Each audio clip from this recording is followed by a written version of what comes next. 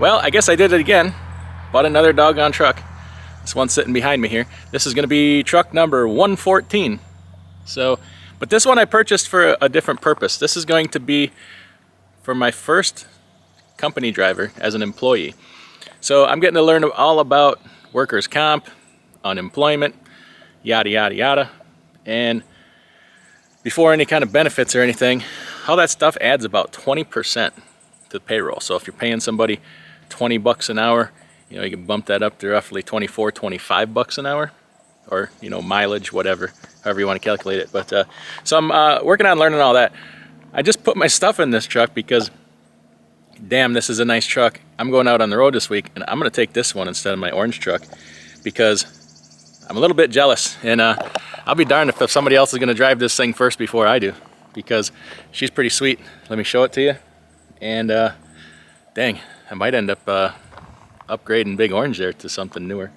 But it's a 2019 Cascadia. As you can see, it's got the deer guard on the front over here. Let me see if I can flex that far.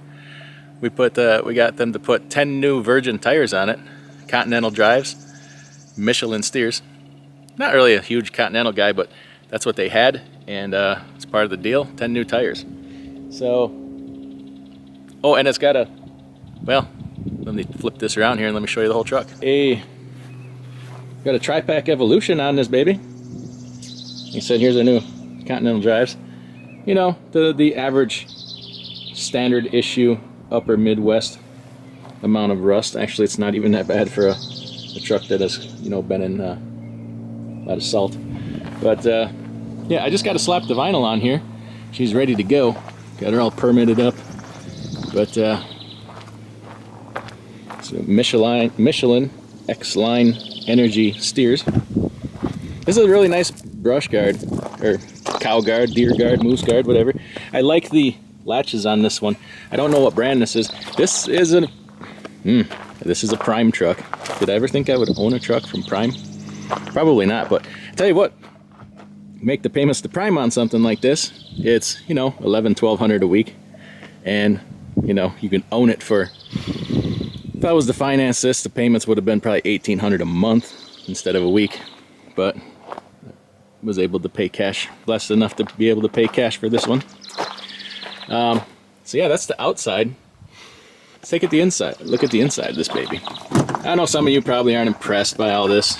You know, you drive a nicer truck, maybe you got a tricked out Kenworth or whatever, but to me this is a big deal because I myself am used to driving an older Columbia.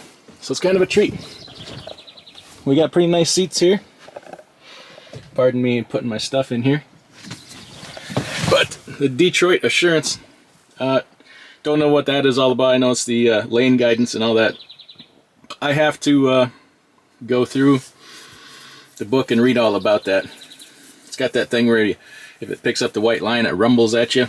I don't know if it's got that predictive cruise, but we're going to learn how to cope with that. And probably hate it by the end of the week. I don't know. But Detroit's done pretty good with the cabinets in these things. Nice refrigerator. Never had an actual refrigerator myself before. Nice little place for a microwave. Upper bunk. Blah blah blah. New mattress. Got quite a control center here for the APU and stuff. I got this thing on right now. I was charging the batteries because the truck has been sitting.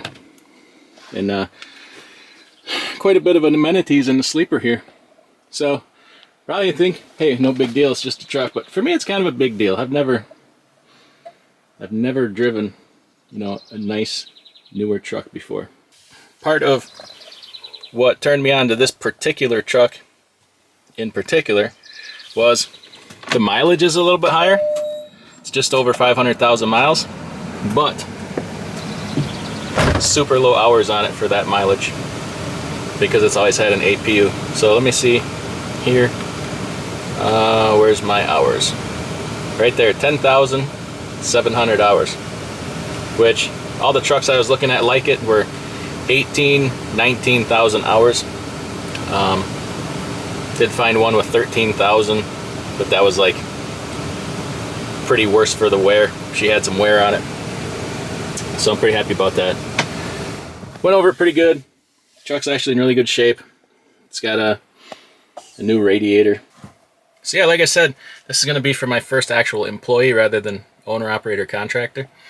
And I think they're going to like it. I wanted a truck with an APU for my first employee because, you know, they're not going to be as fuel conscious as far as, you know, idling and all that. Oh, let me show you this. Speaking of fuel conscious, this is another thing that turned me on to this particular truck.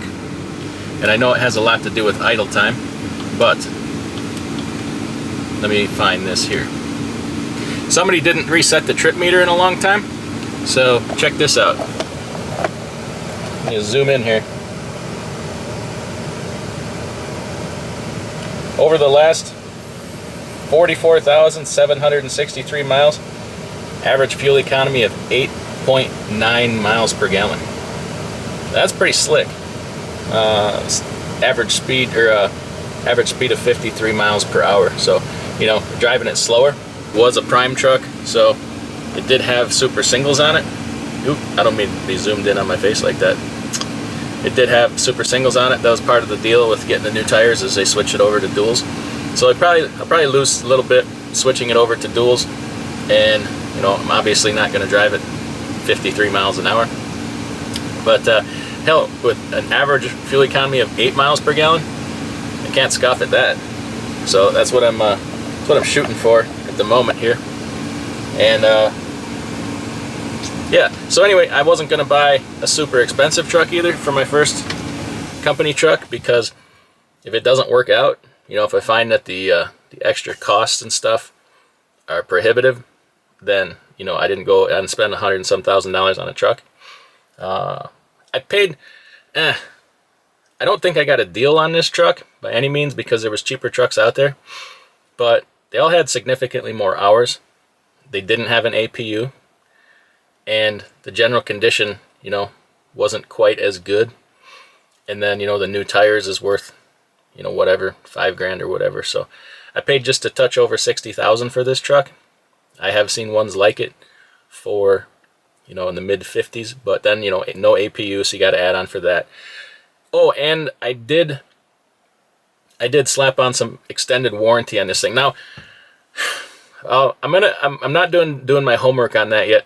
I have I found, well, a driver, I can't take credit for it. A driver of mine found this warranty, and he said, "Hey, before you buy that one from the dealer, look at this one." So I looked at it, did some comparisons, and I'm like, this is better. It covers just as much, as not more, and it has no mileage limits on it. So I bought the 3-year unlimited mileage for what I could have bought the 2-year limit of 250,000 miles with the other company. And then there's no cap on hourly shop rates, which is a big deal, because the other one was capped at $150 an hour, and y'all know that that ain't true anymore. So I'm doing some more research on these extended warranties. I want to get, you know, several of them and compare, and then I'm going to find which one I think is probably the one worth having. And I'm also going to call some shops and make sure, hey, do you take this warranty? Do you work with this warranty? It's no good having a warranty if nobody takes it. And then I'll put something together and see if we can kind of promote it or something. And we'll go from there. But anyway, just wanted to show you my new truck. This is number 114. And I'm happy to have it. I got the vinyl that's coming is ultra metallic blue. So it's a sparkly blue outlined in black. This truck is just a really light silver. If you saw pictures of it, you'd think it was white, but she's actually a light silver. So anyway, wish me luck, and I'm going to take this baby out on the road today for about a week and a half, and then by that time the guy should be here for orientation, and I can kiss her goodbye and get back in my old million-mile Columbia where I ought to be. Everybody take care. We'll see you next time.